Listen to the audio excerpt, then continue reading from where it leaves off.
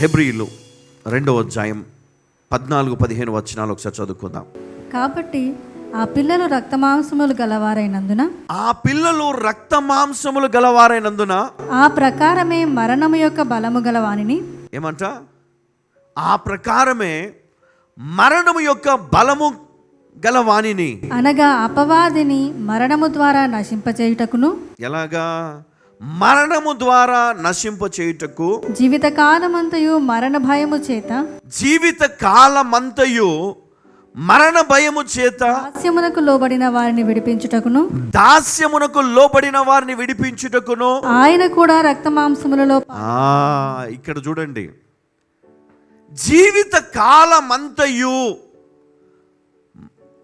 మరణ భయము చేత దాస్యమునకు లోబడిన, అంటే వారి జీవిత కాలం అంతా ఏంటంటే వాళ్ళ అమ్మ చెప్తుంది, వాళ్ళ నాయన చెప్తాడు, వాళ్ళ తాతలు ముత్తాతలు చెప్తారు, అరే మన జీవిత కాలం ఇంతే, మన పైన శాపం ఉన్నది, మనకు దోషం ఉన్నది, కాబట్టి ఇదిగో మనం అనుభవించాలి, మనము భరించాలి అని చెప్తాడు. అయితే వాళ్ళని విడిపించడానికి ఎవరు వచ్చారు? యేసుక్రీస్తు వచ్చాడు. హల్లెలూయా. ఏమన్నాడు ఇక్కడ? జీవిత కాలమంతయు మరణ భయము చేత దాస్యమునకు లోబడిన, అంటే ఆ దాస్యమునకు లోబడిన వారిని విడిపించుటకు ఆయన కూడా రక్త మాంసములలో పాలివాడాయను. హల్లెలూయా. అందుకే యేసుక్రీస్తుకు ఈ మానవ రూపం అవసరమైంది, రక్త మాంసములు అవసరమైన. ఎందుకు? ఆయన మానవునిగా వచ్చాడు, శరీరముతో వచ్చాడు. ఎందుకంటే జీవిత కాలం అంతా కూడా ఈ దాస్యం అనే మరి కాడి కింద అలవాటు పడిపోయిన కుటుంబాలు, అంటే పాపములో, ఆచారములో, ఆ పద్ధతిలో మూలుగుతున్న వారిని విడిపించడానికి యేసయ్య శరీరము కావాలి. ఆయనకు ఆత్మస్వరూపికి ఒక శరీరము కావాలి. ఎందుకంటే ఆ శరీరాన్ని బలి ఇవ్వాలి కనుక. హల్లెలూయా. అందుకే ఇక్కడ ఏమన్నాడు? ఆ పిల్లలు రక్త మాంసములు గలవారైనందున ఆ ప్రకారమే మరణము యొక్క బలము గలవానిని, అనగా అపవాదిని మరణము ద్వారా నశింపచేయుటకు. మరణము ద్వారా అంటే ఈయన శరీరములో అపవాదిని నాశనము చేయడానికి, ఆ పాపాన్ని, శాపాన్ని ఆయన శరీరములో వేసుకొని ఆ అపవాదిని జయించాడు క్రీస్తు. ఈ సత్యాన్ని మనము చాటి చెప్పాలంట. మనము సాతాను దూతలకు చెప్పాలా? ఈ వ్యాధితో, బాధలతో మూలుగుతున్న వారికి చెప్పాలా? అమ్మా, నువ్వు దాస్యములో లేవు, నువ్వు శాపములో లేవు, నువ్వు పాపములో లేవు, క్రీస్తు నిన్ను విడిపించాడు. నువ్వు ఇంకా ఆ శాపంలో ఉన్నావని నువ్వు అనుకుంటున్నావు, ఇంకా దాస్యంలో ఉన్నావు నువ్వు అలవాటు పడ్డావు. లే, పరిగెత్తు కదా, నీ పరిగెత్తుకొని నడువు అన్నాడు ఆయన. పరిగెత్తు అన్నాడు. ఆయనకి తెలియదు ఈ సత్యం, అందుకే వాళ్ళు తాళ్ళతో దించారు. ఆయనకు తెలుసు సత్యం. ఆయనే పాపానికి విడుదలనిచ్చేవాడు, ఆ పాపం కోసం మరణించడానికి వచ్చినటువంటి వ్యక్తి, జయమునిచ్చేవాడు, నిన్ను విడిపించువాడు, కాపాడువాడు.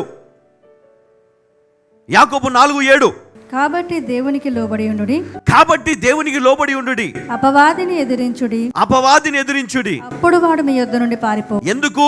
సాతానుకు శక్తి లేదు, ఇప్పుడు అంతా పోయిందని దీని వలన తెలుసుకోవాలి. వాడి శక్తి పోయింది, వాడి ప్రభావం పోయింది, వాడు చేసేదంతా కూడా నటన, మోసము. హల్లెలూయా.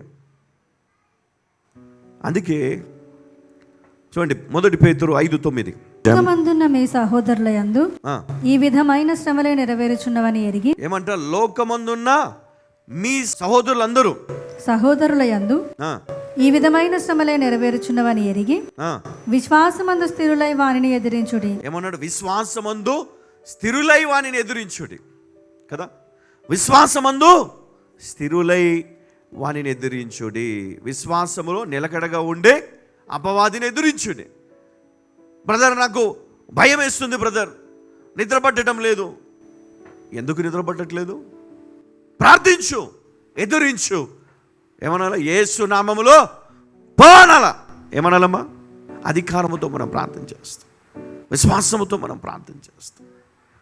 ప్రార్థన చేసినప్పుడు ఆ సమస్య నుండి విడుదల పొందుతాం మనం కదా. అందుకనే మరి పరిశుద్ధ గ్రంథం మనకు తెలియజేస్తూ ఉంది మరి ఈ విధమైనటువంటి విడుదలను.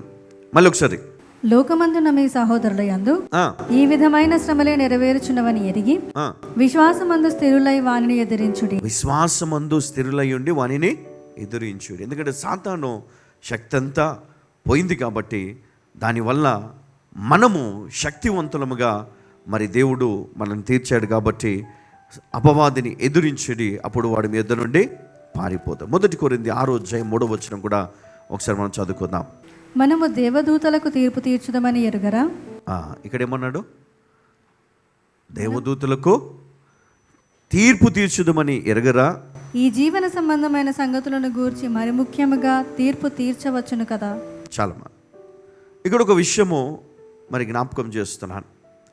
ఇక్కడ యేసుక్రీస్తు మరి ఆయన ప్రార్థనలు చేసినప్పుడు, ఆయన అపవాదిని ఎదిరించినప్పుడు మరి అధికారముతోటి ఆయన అపవాదిని ఎదిరించాడు, వ్యాధిని గద్దించాడు, రోగమును గద్దించాడు.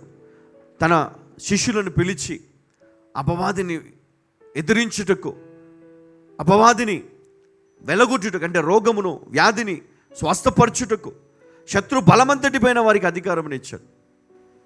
ఎక్కడి నుంచి ఇచ్చాడు ఈ అధికారం?